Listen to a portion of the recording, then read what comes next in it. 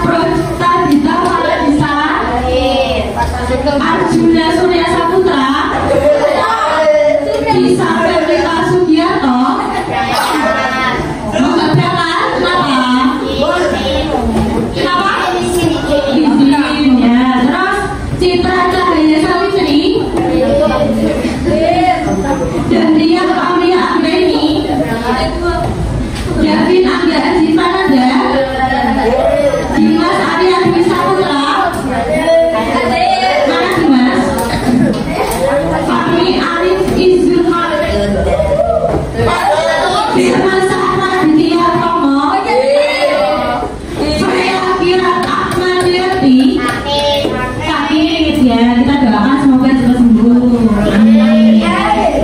Gaida Sarah Fortunada, Keisha Karolin, Krisna Raya Mawana, Eva Faizul atau Vicky, Fauzan Antoriki, Fauzi Asodeki, Mamino. Gimana? Mamino? Enggak berangkat. Kenapa tidak berangkat? Kenapa tidak berangkat? Oh,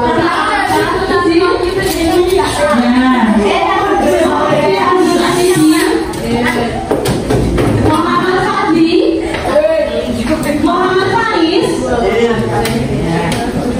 Nazaila Askia Yasmin, Rio Febriansa, Arma Azalia Sunarto, Sandrina Mainasya, mana? Wisnu, jadi semuanya yang tidak haji, besok bisa haji kembali.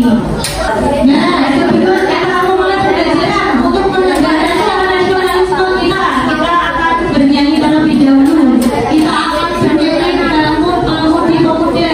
Semuanya bisa nyanyi ya? Bisa. Ayo berdiri terlebih dahulu. Semuanya berdiri.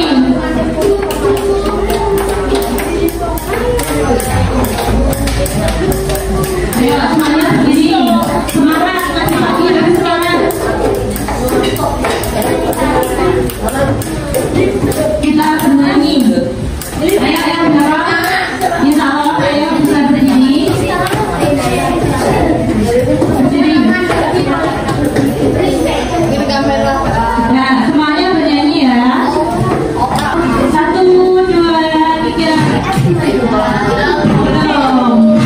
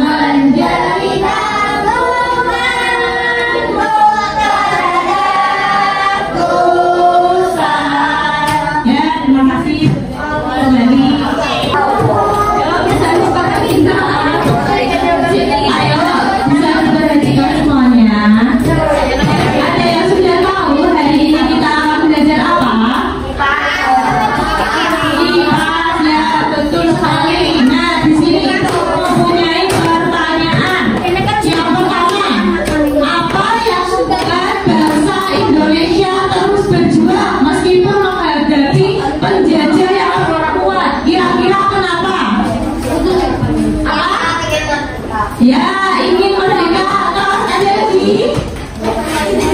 Apalagi kira-kira Indonesia terus berjuang meskipun penjajah itu lebih kuat. Ingin merdeka terus apalagi? Bangsa yang apa?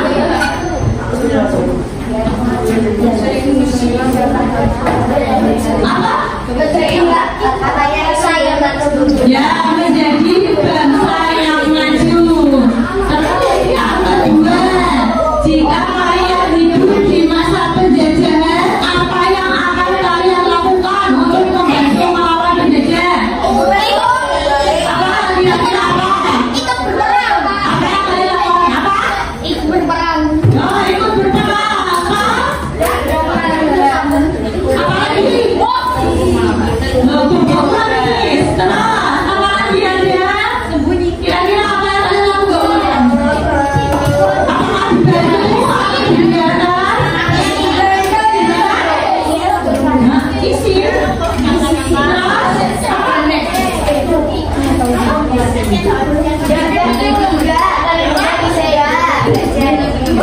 Gimana?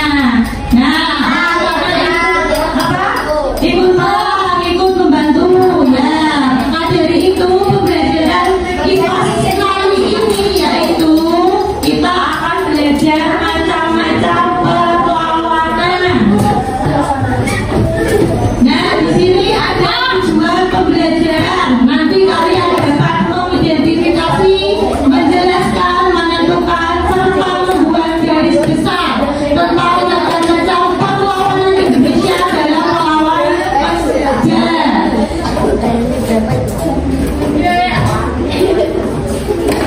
Nah, ini peperangan merupakan salah satu cara yang ditempuh bangsa Indonesia untuk terbebas dari penjajah. Perang yang terjadi di Indonesia untuk melawan penjajah terjadi hampir di semua pulau. Misalnya ada perang di Ponorogo, perang Padri, perang Aceh, dan perang lainnya. Peperangan yang dilakukan rakyat Indonesia tidak terlepas dari sosok pemimpin dan tokoh yang memberanikan diri untuk menjadi pemimpin melawan penjajah tersebut. Ayo diperhatikan ya. Untuk yang selanjutnya, Ibu mempunyai sebuah video. Kalian nanti dapat menyimak dan juga kalian dapat membuka buku paket kalian halaman 33. Ayo dibuka bukunya halaman 33. Mas buka halaman 33. Halaman 33. Nah, di situ ada macam-macam perlawanan.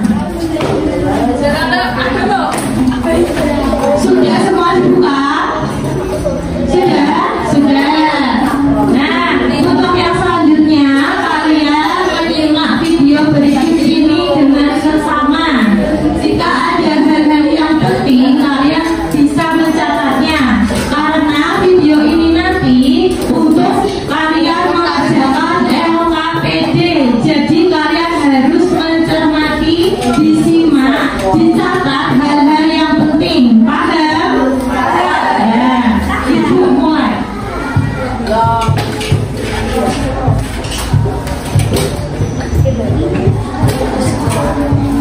Assalamualaikum warahmatullahi wabarakatuh. Halo teman-teman, bertemu lagi di kanal Ayo Jadi Juara.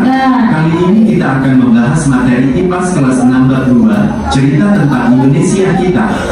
Topik yang akan dibahas adalah topik B, yaitu tentang macam-macam perlawanan. Materi ini sudah berdasarkan kurikulum Merdeka. Ayo kita mulai. Penderitaan berkesinambungan bangsa Indonesia. Indonesia dijajah selama kurang lebih 350 tahun oleh bangsa Belanda. Kemudian Indonesia dijajah oleh bangsa Jepang yang mengalahkan Belanda selama kurang lebih 3,5 tahun.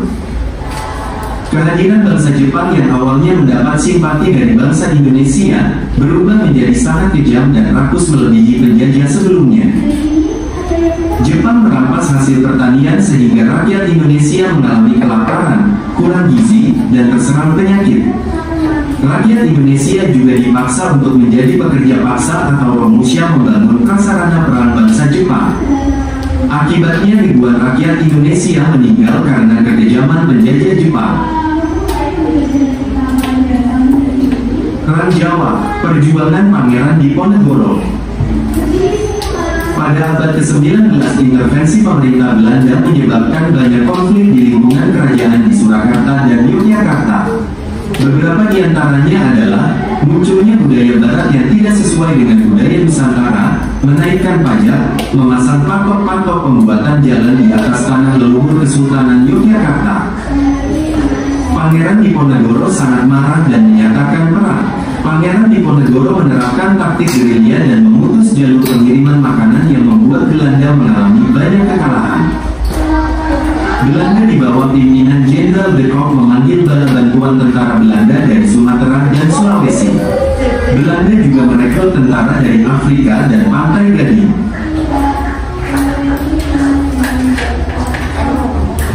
Belanda kemudian menerapkan strategi benteng Stelsel dengan membangun banyak benteng untuk mempersempit ruang gerak Pangeran Diponegoro. Pangeran Diponegoro terdesak dan dipaksa berunding dengan Belanda. Di tempat perundingan, Pangeran Diponegoro ditangkap dan kemudian diasingkan ke Makassar, Sulawesi Selatan. Beliau meninggal di pengasingan pada tahun 1855.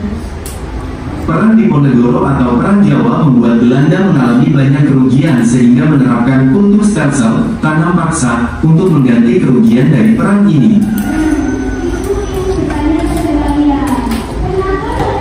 Perang Padri, perjuangan Tuanku Imam Bonjol. Terjadi perang antara kaum adat dengan kaum agama, Padri, di Minangkabau, Sumatera Barat yang disebabkan oleh pertentangan praktik keagamaan. Kaum adat kalah dan meminta bantuan kepada Belanda. Sebagai imbalan, Belanda meminta wilayah Minangkabau sebagai wilayah kekuasaan Belanda. Pada peperangan ini, pemimpin kaum Padri yaitu Datuk Bandaro meninggal, digantikan oleh Tuanku Imam Bonjol. Tuanku Imam Bonjol menggunakan taktik perang gerilya sehingga Belanda kewalahan dan meminta gencatan senjata pada tahun 1825.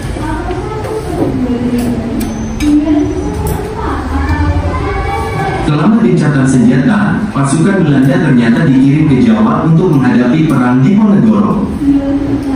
Setelah Pangeran Diponegoro kalah, pasukan Belanda dikirim balik ke Sumatera Barat. Terjadi pertempuran hebat di Agam pada tahun 1833.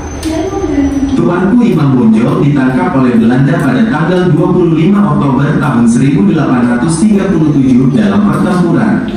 Beliau kemudian diasingkan ke Cianjur, dipindahkan ke Ambon, dan terakhir ke Manado. Tuanku Imam Bonjol wafat pada tahun 1864 dan dimakamkan di Kampung Pineleng dekat kota Manado. Masa pergerakan nasional. Bangsa Indonesia gagal mengusir penjajah karena belum ada rasa persatuan dan kesatuan atas nama bangsa. Dengan pengalaman tersebut, kaum pelajar ingin berjuang dengan cara yang lebih modern, yaitu menggunakan kekuatan organisasi. Pada masa awal pergerakan lahir organisasi pergerakan seperti Budi Utomo, Sarekat Dagang Islam, Indonesia Party. Pada masa awal radikal, muncul organisasi seperti Perhimpunan Indonesia, PI, Partai Komunis Indonesia, PKI. Pada masa modern di mana mereka mau bekerja sama dengan pemerintah Hindia Belanda, muncul organisasi seperti Partindo, Gabungan Politik Indonesia, GAPI, Majelis Islam Allah Indonesia, NIA, Persatuan Pemuda Kristen, dan lain-lain.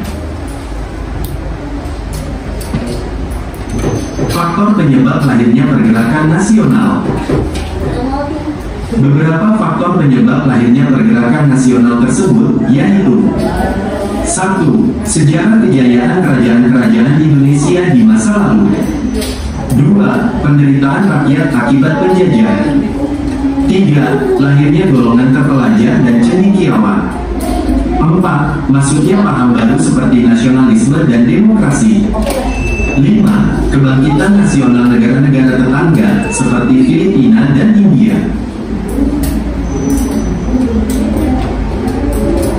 Peristiwa Sumpah Pemuda.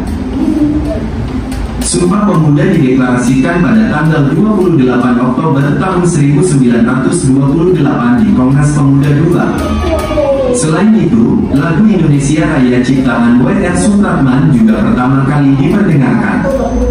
Lagu Indonesia Raya pertama kali dipublikasikan di Surat Kabar Sinpo dengan mencantumkan teks bahwa lagu itu merupakan lagu kebangsaan. Datangan penjajah Jepang. Jepang menyerang pangkalan Angkatan Laut Amerika Serikat di Pearl Harbor, Hawaii, yang menandai terjadinya Perang Asia Timur Raya atau Perang Pasifik. Jepang menyerang dan menguasai Filipina, Myanmar, Malaya, Singapura, dan Indonesia dalam waktu singkat. Tanggal 1 Maret tahun 1942 Jepang mendarat di Pulau Jawa dan berhasil menguasai Batavia dalam waktu 4 hari.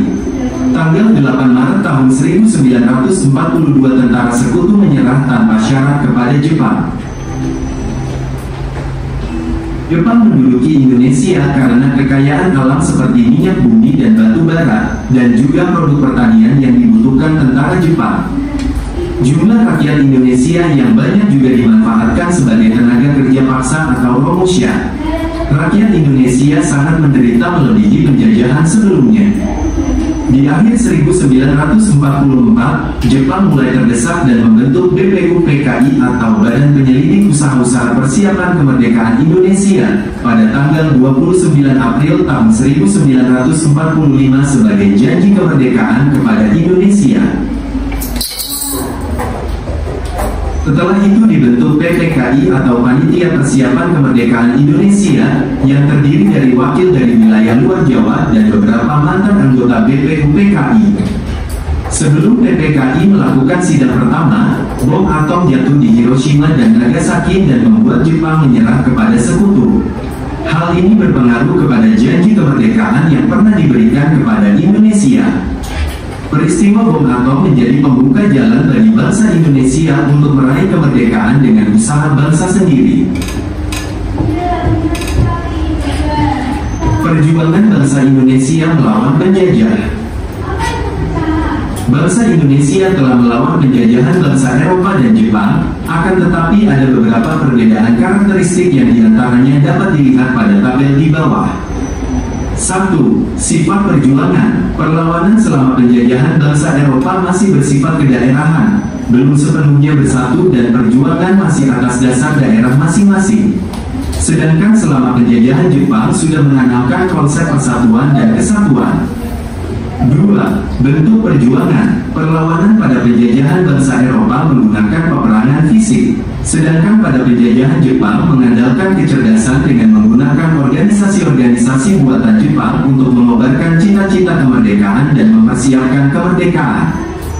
3. Hasil perjuangan. Selama penjajahan bangsa Eropa, pihak Indonesia hampir selalu berakhir dengan kekalahan. Sedangkan pada penjajahan Jepang berhasil mempersiapkan segala hal yang diperlukan untuk merdeka. Demikianlah materi pembahasan kita kali ini, dan terima kasih. Nah, itu tadi ya videonya. Sudah kalian simak dengan baik. Kira-kira tadi videonya isinya apa? Ada yang bisa menjelaskan? Isinya kira-kira apa? Ada yang bisa menyebutkan? Apa aja tadi isinya di video? Ya, perang Diponegoro. Terus apa lagi? Perang Padri. Terus gimana? Suatu Imam Bonjol. Terus ada lagi? Apa lagi? Apa?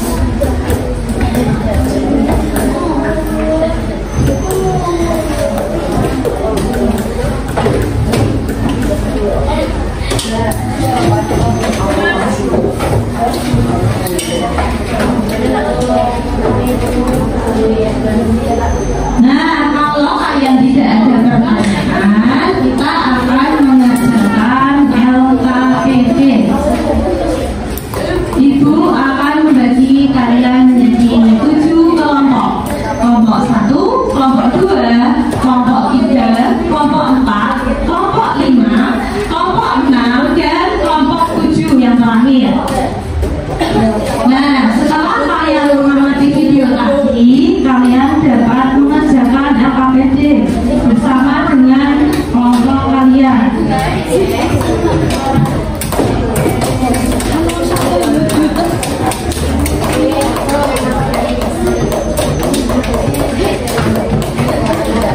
Ibu jelaskan terlebih dahulu isi LKPD-nya. Pada slide pertama, kalian dapat menuliskan nama anggota kelompok kalian. Ditulis namanya siapa aja, kelompok berapa.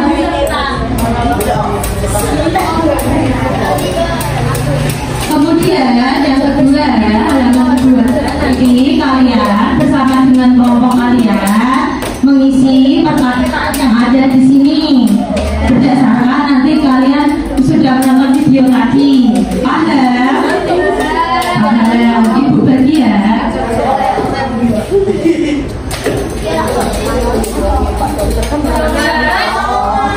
Ini kelompok 1.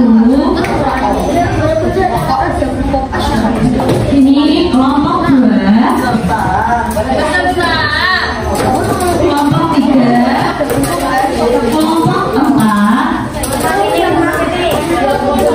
Kelompok 5. Kelompok 6 dan kelompok 7. Kalian juga bisa melihat pada buku paket kalian pada halaman 33. Waktunya mau berapa menit? 15 menit cukup? Cukup ya? Halo? 15 menit cukup ya waktunya? Nah, dimulai dari sekarang.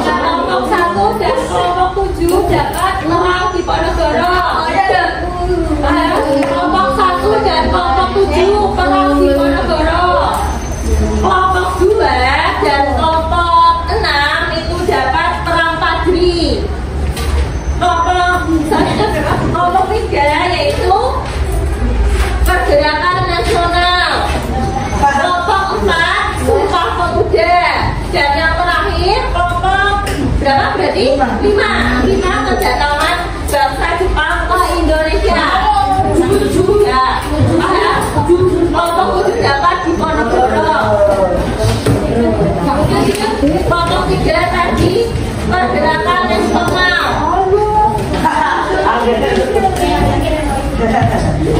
Ya, paham ya? Oh ini. Ya, 15 menit dimulai dari sekarang.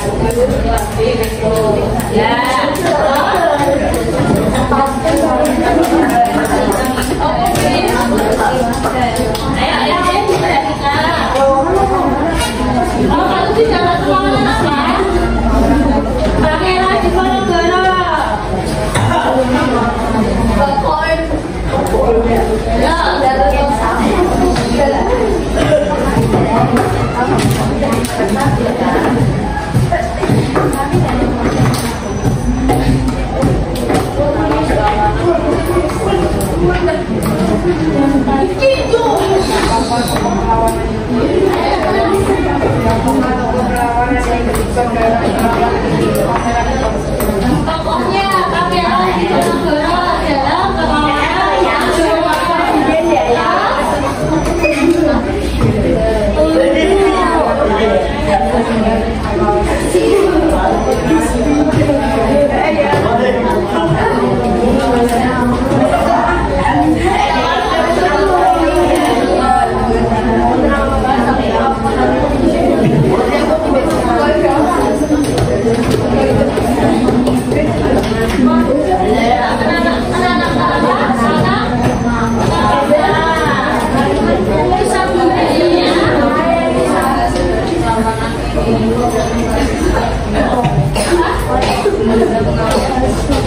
Belajar mengatur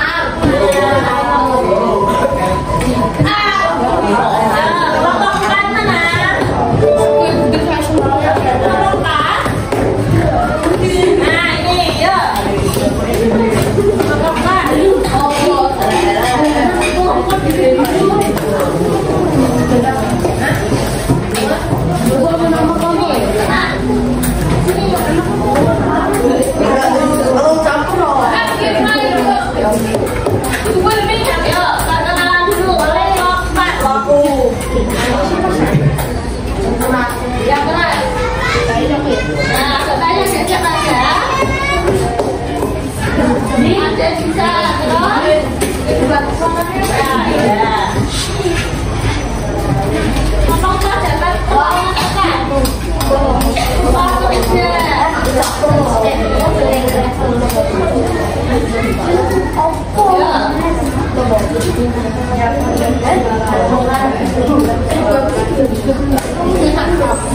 Ya, semuanya kalau kerja yang ada di masa penjajahan itu.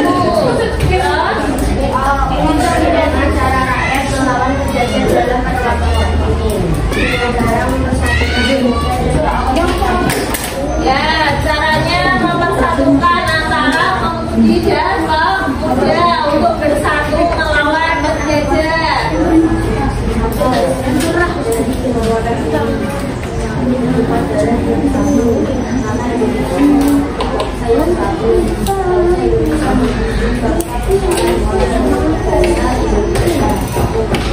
Ya, hasilnya yaitu ikrar sumpah pemuda. Ada pertama, kedua, dan ketiga. Nah, yang terakhir nilai apa yang dapat kamu ambil dari kesalahan ini? Kita harus menghasilkan orang dan pemuda Indonesia yang dilakukan. Ya, terima kasih teman-teman. Dari teman-teman. Ya, satu kelompok lagi ya. Jadi dong,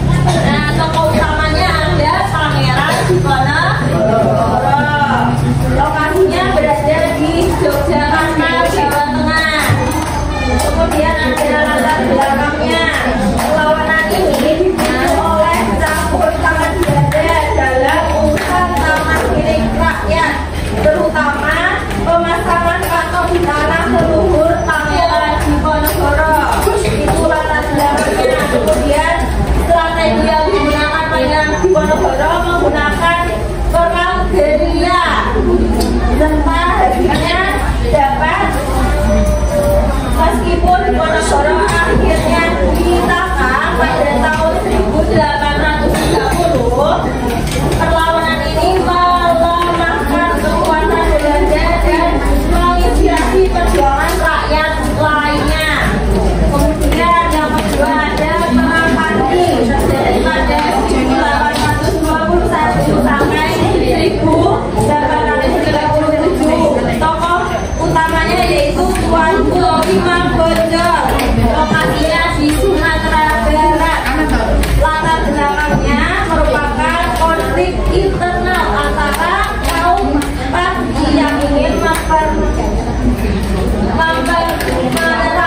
hukum Islam secara ketat dan kaum Arab. Strategi yang digunakan kaum Parsi yaitu menggunakan taktik gerilya dan bersembunyi di daerah pegunungan.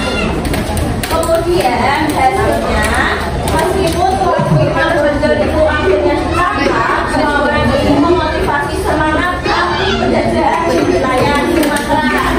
Yang ketiga ada gerakan nasional tahun 1908 sampai 1942. Nah, di sini organisasi pertamanya ada Budi Utomo pada tahun 1908. Ada ini yang keempat ada Sumpah Pemuda. Nah, Sumpah Pemuda ini merupakan hasil dari gerakan nasional menghasilkan ideal Sumpah Pemuda. Ikrarnya saya bisa lihat di buku itu ada halaman 38. Tuh, yang pertama, kami putra dan putri Indonesia mengaku bertumpah darah yang satu tanah air Indonesia. Kedua, kami putra dan putri Indonesia mengaku berbangsa dan satu bangsa Indonesia. Ketiga, kami putra putri Indonesia menjunjung bahasa persatuan bangsa Indonesia. Dan yang terakhir ada kedatangan bangsa Jepang ke Indonesia pada tahun 1942. Nah, itu tadi materi yang sudah kita pelajari. Sampai sini apakah ada yang ingin ditanyakan? Ada yang ingin ditanyakan? Tidak, sudah paham semua. Ya. Itu yang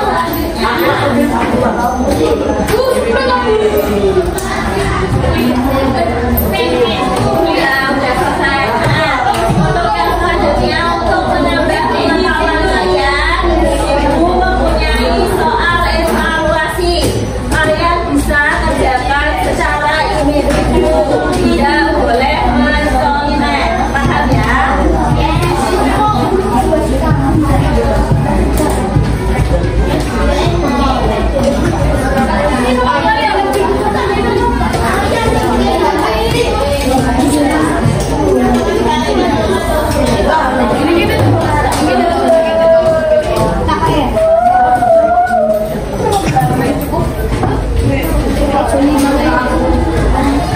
Yeah.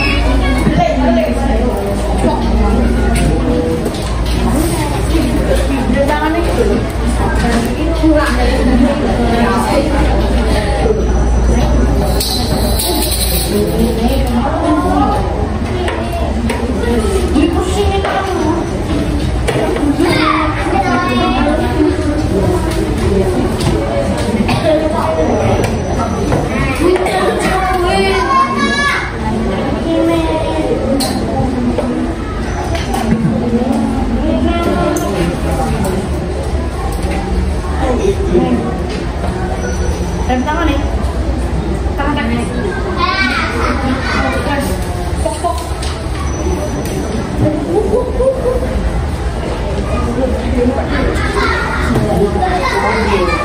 Ya, sudah selesai. Ya, boleh dibuka kan yang sudah selesai. Ini buka cepat.